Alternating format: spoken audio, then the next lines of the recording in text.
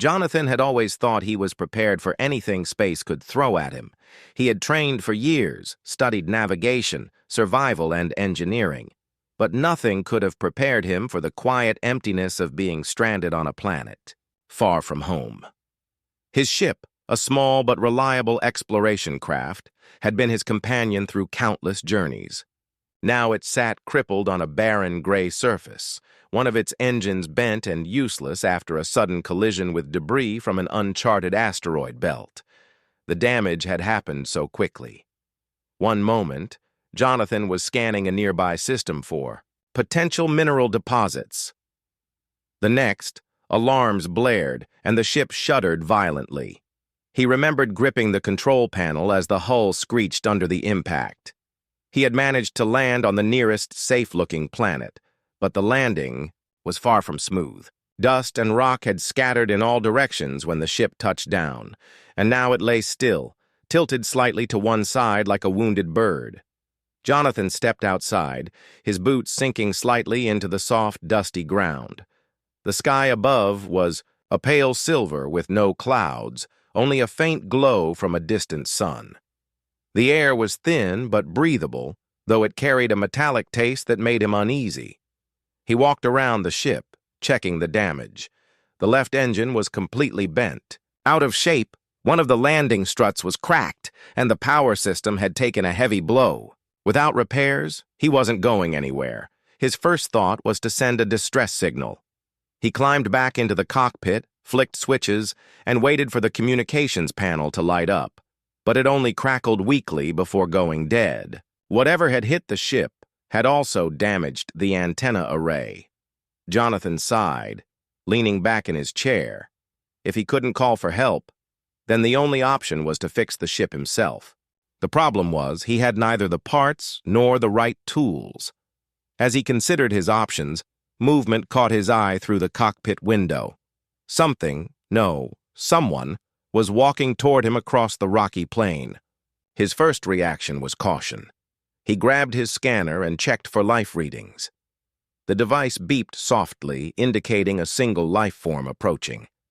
The figure was tall, slender, and moved with a kind of graceful precision he had never seen before. Jonathan stepped out of the ship to get a better look. The figure stopped a few meters away, and now he could see her clearly. She was a woman, but not human. Her skin had a smooth, silver-blue tone that seemed to reflect the light in soft ripples. Her eyes were large and bright, with an almost golden hue, and her hair, if it could be called that, was made up of fine, flowing strands that shimmered as she moved. She wore a form-fitting outfit that looked both practical and ceremonial, decorated with patterns that glowed faintly in certain places. For a moment, they simply studied each other in silence. Then she spoke, her voice calm and measured, each word carrying a strange accent, but still understandable. "Your craft is broken." Jonathan nodded cautiously. "Yes, a collision. I can't fix it alone." She took a slow step closer, her gaze shifting toward the damaged engine. "I can repair it," she said. Her tone was not boastful. It was simply a statement of fact, as if she was telling him the sky was silver. Jonathan blinked in surprise. "You can? You know this kind of technology?" She tilted her head slightly. "Some of it is familiar. The rest I can learn. But I will not do it for nothing." The way she said it made him stand straighter. "What do you mean?" She met his eyes without hesitation. "I will fix your ship. In return, you must help me with something I cannot do alone." Jonathan frowned. "What kind of help?" Her golden eyes didn't waver. "There is a place I must reach, a place my people cannot enter. Only someone not of this world can open it. You will go there with me." Jonathan hesitated, his mind racing. He didn't know this woman. He didn't even know her name. For all he knew, she could be leading him into danger. Yet there was something in her voice, calm, certain, that made it hard to dismiss her. And the truth was, without her help, he might never leave this planet. "What's your name?" he asked. She placed a hand lightly against her chest. Kareth. He nodded slowly. All right, Kareth. I'll listen. Tell me more about this. Place you want to go? Her gaze shifted briefly toward the horizon, as if she could see through the mountains in the distance. It is called the Valley of Echoes. Long ago my people found it, but an ancient barrier surrounds it. The barrier responds only to those from other skies. I have waited many cycles for someone like you to come. Jonathan looked back at his broken ship. Every part of him wanted to fix it and leave this strange planet behind. But a quiet curiosity stirred inside him. What could be so important that she had waited for years for a stranger to arrive? He sighed, adjusting the strap of his utility pack. If I agree, you'll repair my ship? Kareth's expression softened, just slightly. I will repair it better than before. For the first time since the crash, Jonathan felt a small spark of hope. Then I guess we have a deal. Kareth gave a single nod, then turned her eyes once more to the horizon. We leave when the silver light fades. The journey will be long.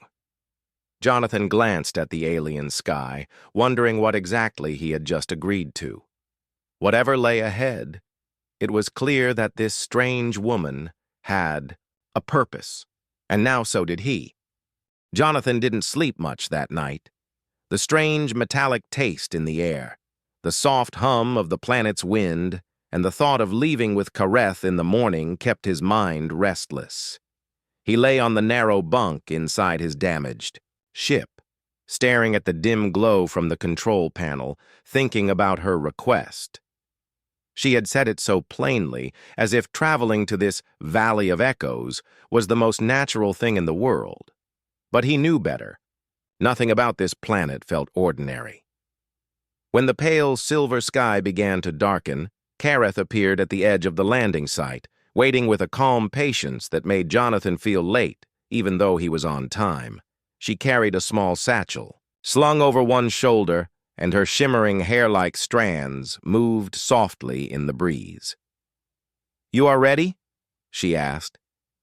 As ready as I can be, Jonathan replied, adjusting his utility belt.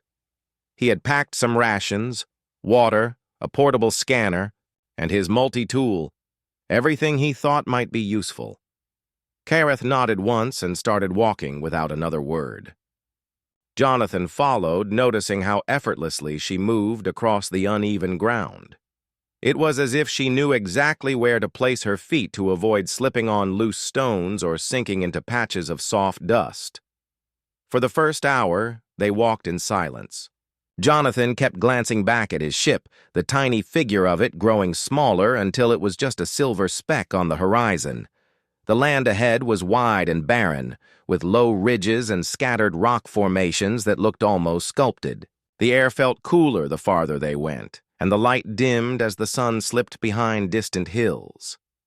Finally, Jonathan spoke. So, this valley, what's in it? Why can't your people enter? Kareth kept her eyes forward. It is, protected by something old. My people say it is a gift from the ones who came before us, the Sky Builders. It has been here for longer than our memory can hold. The barrier recognizes only those from other worlds.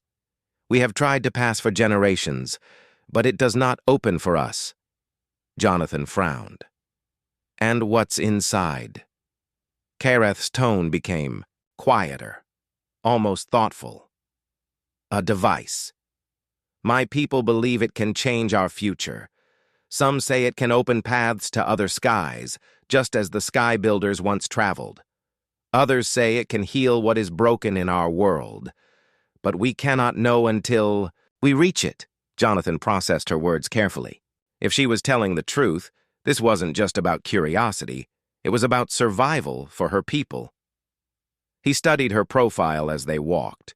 There was no sign of deceit in her expression, only determination. The terrain grew more difficult as they approached a series of jagged ridges. Jonathan followed Kareth through a narrow gap between two massive stones, the walls on either side smooth as glass. "These formations," he said, touching the rock, "they don't look natural." Kareth glanced back at him. "They are not. Long ago this land was shaped by hands, not by wind or water." Her answer sent a shiver down Jonathan's spine. The idea of some ancient civilization carving the landscape made the valley sound even more mysterious and potentially dangerous. They stopped briefly near a shallow stream that shimmered faintly under the dim light. Kareth knelt to refill a small container, and Jonathan crouched beside her, cupping some water into his hands. The taste was strange but clean. As they rested, Jonathan asked, "Why me? I mean, you said you've been waiting for someone from another world, but how could you know I'd even land here?" Kareth closed the container and stood slowly. "I did not know when you would come, but I knew one day someone would. The sky spoke of it in its patterns. Our elders saw it in visions, the arrival of an outsider who could open the way." Jonathan raised an eyebrow. "You're telling me this was foretold?" Kareth's golden eyes met his. "Not everything in the stars is chance." They continued walking, the land shifting into rolling hills dotted with low, glowing plants that swayed gently. The plants gave off a faint warmth, and Jonathan found himself brushing his fingers over them as they passed. By the time they reached a small plateau, the light had faded into a deep twilight. Kareth stopped, looking out toward a line of dark mountains in the distance. "Beyond those mountains is the Valley of Echoes," she said. "We will reach it in 2 more cycles of rest." Jonathan set down his pack and stretched. 2 days? That's not too bad. Kareth gave a small, almost amused smile. "If the storms do not come?" "Storms?" Jonathan asked cautiously. Her expression returned to calm seriousness. "They come without warning. The ground shakes, the air fills with light, and the sky breaks open. You must not be caught in one." Jonathan made a mental note to take that warning very seriously. They decided to make camp on the plateau. Kareth moved with practiced efficiency, gathering flat stones to form a circle and producing a small device from her satchel. With a touch, it emitted a soft heat, keeping the chill of the night away. As they ate their simple meal, Jonathan found himself asking about her people. Kareth told him they were not native to this planet. They had come here after losing their home to a great war. This world was harsh, but it had given them safety. Still, the land was changing, the resources dwindling. That was why the device in the valley mattered so much. Jonathan listened in silence, realizing how much this journey meant to her. To him, the valley was a mystery. To her, it was hope. Before resting, Kareth stood and looked toward the mountains again. "The path ahead will test us. You must be ready." Jonathan nodded, lying down beside the gentle warmth of the device. His eyes drifted to the alien sky, filled with stars that looked both familiar and strange. Somewhere out there was his home. But for now, his path led into the unknown, toward a valley that could change everything. The morning came slowly on this strange world. The pale light crept across the plateau, turning the rocks a soft silver. Jonathan woke to the faint sound of wind brushing against the stones. Kareth was already awake, standing near the edge, and studying the horizon. Her stillness made her look like part of the landscape, but when she turned to him, her golden eyes caught the light in a way that reminded him she was very much alive and alert. "We move early," she said. "The mountains are closer than they seem, but the way is not simple." Jonathan packed his things quickly. The air felt cooler than the day before, and the metallic taste was stronger. He wondered if that was a sign of the weather Kareth had warned him about. They began walking, the ground sloping downward into a wide plain. The soil here was darker, mixed with fine black dust that clung to Jonathan's boots. The journey was quiet at first, but soon Jonathan noticed Kareth making small marks in the dirt with the tip of a thin rod she carried. Sometimes she placed a flat stone upright on the ground or scratched a short line into the side of a rock. "What are you doing?" he asked. "Leaving signs," she replied without slowing down. "If we must turn back quickly, they will guide us. And if others follow, they will know where we went." Jonathan thought about that. "Others? Do you mean your people?" Kareth gave a small shake of her head. "Not all who live on this world are my people. There are those who would follow for their own reasons." That made him glance over, his shoulders scanning the horizon. He saw nothing but empty land, but the idea of being tracked sat uncomfortably in his mind. By midday, they reached the edge of a shallow canyon. The sides were layered with different colors of stone, as if time itself had painted stripes into the earth.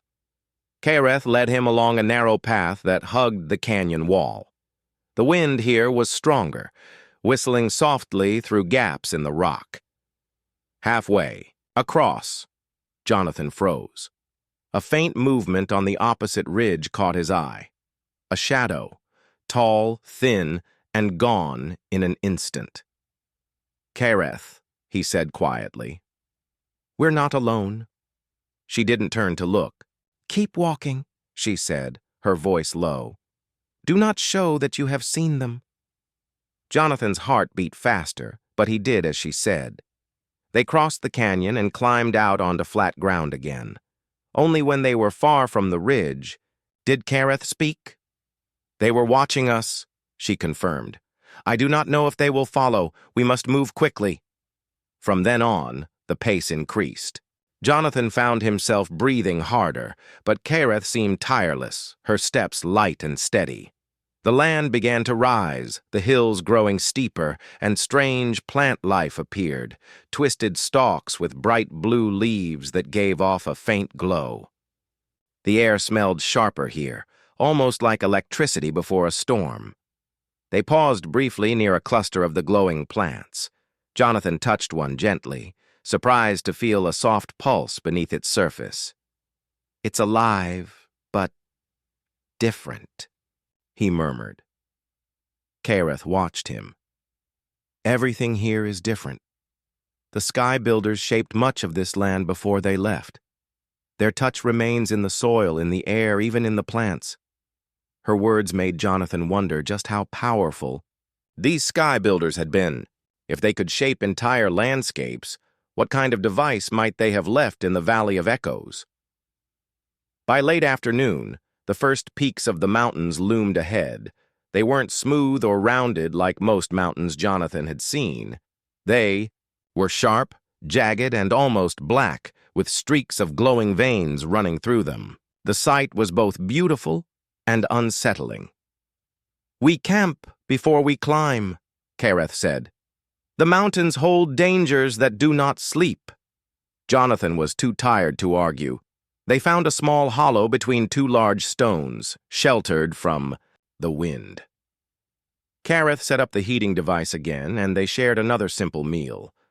As they ate, Jonathan asked, "What happens when we reach the valley? You said the barrier will open for me. But what if it doesn't?" Kareth looked at him steadily. "It will. The barrier knows the touch of an outsider. If it fails, then the stories of my people are lies, and we have no hope left." Her words carried more weight than he expected. He realized then how much trust she had placed in him, a stranger who had fallen from the sky by accident. Night fell quickly in the shadow of the mountains. The stars overhead were brighter than Jonathan had ever seen, scattered in patterns, unfamiliar to him. He lay awake for a while, listening to the soft hum of Kareth's device and the occasional distant rumble from deep within the mountains. The next morning, they began their climb. The path was narrow and rocky, with sharp drops on either side. Kareth moved ahead, testing each step before committing her weight. Jonathan followed carefully, gripping the rock when the wind grew strong. As they ascended, the air grew colder, and thin streams of mist curled around the rocks. Jonathan could hear the low roar of something far away, maybe wind, maybe water, or maybe something else entirely. By midday, they reached a high ridge that overlooked a wide valley below. Jonathan felt his breath catch. Far in the distance, past ridges of dark stone and shimmering mist, he saw it. A circular wall of crystal-like material that glowed faintly even in the daylight. It stood like a silent sentinel in the center of the valley. The Valley of Echoes, Kareth said quietly. Jonathan stared at it, feeling a strange pull, as if the place itself was aware of him. But his attention was soon drawn to something else. 3 dark shapes moving slowly along the far edge of the valley. They were too far to make out clearly, but their movement was deliberate. Kareth followed his gaze and her expression hardened. We are not the only ones who seek the device. Jonathan's stomach tightened. The journey had already been challenging, but now he understood. It was not just a race against distance, but a race against others who might have their own plans. For whatever lay hidden in the valley, they had come too far to turn back now. Jonathan and Kareth stood on the ridge for a long moment, the cold wind tugging at their clothes as they stared into the valley. The sight of the glowing wall in the distance filled him with a strange mix of awe and unease. It looked ancient and powerful, like it had been waiting for centuries. But the moving figures on the far edge of the valley were a reminder that they weren't alone. Whoever those shapes belonged to, they had the same destination. Kareth's voice was steady. We must reach the barrier before them. Jonathan nodded, tightening the straps of his pack. The path down from the ridge was steep and treacherous. Loose stones clattered under his boots, and more than once he had to grab onto jagged rock to steady himself. Kareth moved with the same sure steps she always had, her balance almost perfect even on the narrow ledges.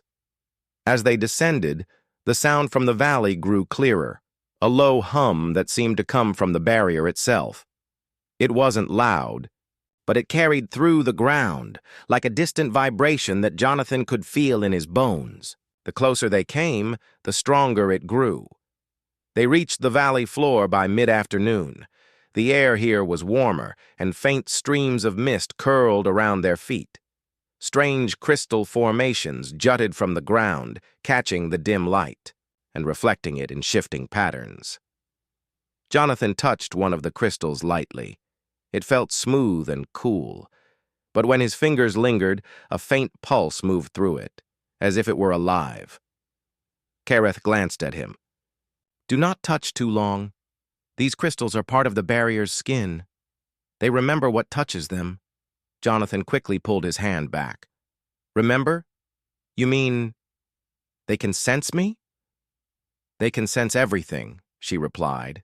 They continued forward, weaving through clusters of crystals until the barrier loomed before them. Up close, it was even more impressive. The wall was made of countless interlocking panels of translucent material, each one etched with fine, swirling patterns. The hum here was stronger, and the air seemed to shimmer slightly. Kareth stopped, a few paces away, and turned to Jonathan. This is where I cannot go farther. The barrier will reject me. Jonathan stepped forward cautiously. As he approached, the swirling patterns on the panels shifted, flowing like liquid. He reached out a hand, half expecting to be pushed back or shocked, but instead the surface rippled beneath his fingers like water. A moment later, a section of the wall dissolved into nothing, revealing a dark passage beyond. Kareth's eyes brightened. It accepts you. Jonathan stepped inside, and Kareth followed quickly before the opening closed behind them. The air inside was warmer and carried a faint metallic scent. The hum was louder now, and it seemed to echo from deep within the structure. The passage opened into a massive chamber. In the center stood the device Kareth had spoken of, a towering structure of crystal, metal, and something that looked like flowing light. It was shaped like an enormous ring, with symbols running along its edge that shifted and rearranged themselves. The light at its center swirled slowly, like a pool of energy waiting to be awakened. Jonathan stared up at it, feeling small in its presence. "This is what you've been searching for?" Kareth nodded, her gaze fixed on the ring. "The Sky Builders left this for a reason. My people believe it can open paths to other worlds, as they once traveled, but it has been silent for centuries. Only an outsider can wake it." Jonathan turned to her. "And you want me to do that?" "Yes." Her voice was firm. "If we can open it, my people will have a way to leave this dying world. We can find a place to live in safety." Jonathan took a slow breath. "And if it opens, what else could come through?" Kareth didn't answer immediately. Her silence told him she had thought about it before. It is possible others could come, but we cannot live in fear of the unknown forever. If we do nothing, my people will fade away here. Jonathan looked back at the ring. The swirling symbols seemed to shift faster when he stepped closer, almost as if the device was aware of him.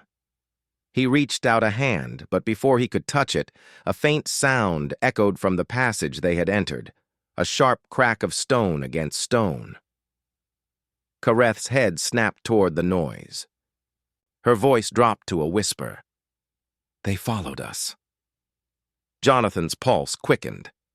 He turned just in time to see shadows moving at the far end of the passage. 3 tall figures stepped into the light, humanoid, but with armor made from the same crystal that grew outside. Their faces were hidden behind smooth masks, and each carried a long, staff-like weapon that glowed faintly. Kareth's hand went to the small blade at her side. "They are the Seekers," she murmured. "Guardians of the old places. They believe the device must never be touched." Jonathan's mind raced. "And what do they plan to do to us?" Her golden eyes were grim.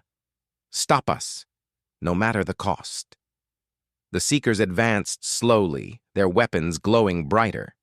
Jonathan realized they had only moments to decide: fight, flee, or try to activate the device before the Seekers reached them. Kareth looked at him, her expression urgent. "Jonathan, the choice is yours. If you want to leave this planet, touch the heart of the ring now. If not, we run." The hum from the device filled his ears, the swirling light inside seeming to reach out toward him. His heart pounded. Whatever he decided, there would be no turning back. Jonathan felt the weight of the moment press down on him like a heavy stone. The Seekers advanced slowly but surely, their crystal armor shimmering with an unearthly light. Kareth's hand rested on her blade, ready, but she did not move forward. Her eyes held a quiet trust as she looked at him. The fate of both their futures seemed to rest on his next action. He took a deep breath and stepped closer to the glowing ring. The light within it pulsed gently, as if breathing. The symbols etched. Around the circle shifted in patterns that reminded him of a language he could almost understand, like a code just beyond reach. As his fingers brushed the surface, the ring vibrated, sending a warm sensation up his arm. A surge of energy filled the chamber, and the swirling light in the center grew brighter and began to spin faster. The hum grew louder, filling every corner of the space. Jonathan felt a rush of warmth spread through his body, like the sun's rays after a long winter. Behind him, Kareth watched silently, her golden eyes shining with hope and fear. The Seekers halted their approach, their weapons lowering slightly, as if uncertain how to react to the awakening of the device. Suddenly, the glowing ring projected a beam of light upward, piercing the chamber's ceiling and creating a shimmering portal. Through the portal, Jonathan could see stars, other skies, and distant worlds filled with strange colors and shapes. The air hummed with possibility and the promise of new beginnings. Kareth stepped beside Jonathan, her voice soft, but steady. "It has opened. The path is clear." Jonathan looked at her and smiled, a mix of relief and awe washing over him. "We did it." But the moment was not yet safe. The Seekers, though hesitant, raised their weapons again. Kareth moved quickly, placing herself between Jonathan and the approaching figures. "We must go now," she urged. Jonathan nodded and turned toward the portal. His heart beat rapidly, but he felt ready. The journey ahead was unknown, but the chance to help Kareth's people and to return home drove him forward. Together, they stepped through the glowing gateway. Light surrounded them, wrapping around their bodies like a gentle breeze. For a moment, the world seemed to stretch and bend, colors blending and shapes shifting. Then, they found themselves standing on a new world. The sky was a deep violet, with two suns shining softly above. Strange plants with silver leaves swayed in a gentle breeze. The air was fresh and filled with unfamiliar but comforting scents. Kareth looked around with wonder. "A new beginning," she whispered. Jonathan smiled and reached out his hand. "Let's see what comes next." Behind them, the portal shimmered, briefly before fading into nothing. The Valley of Echoes was silent once more, waiting for the next traveler to discover its secrets. Jonathan and Kareth stood together, ready to face whatever future awaited. Their journey had changed both of them, and now, beneath alien skies, hope burned bright.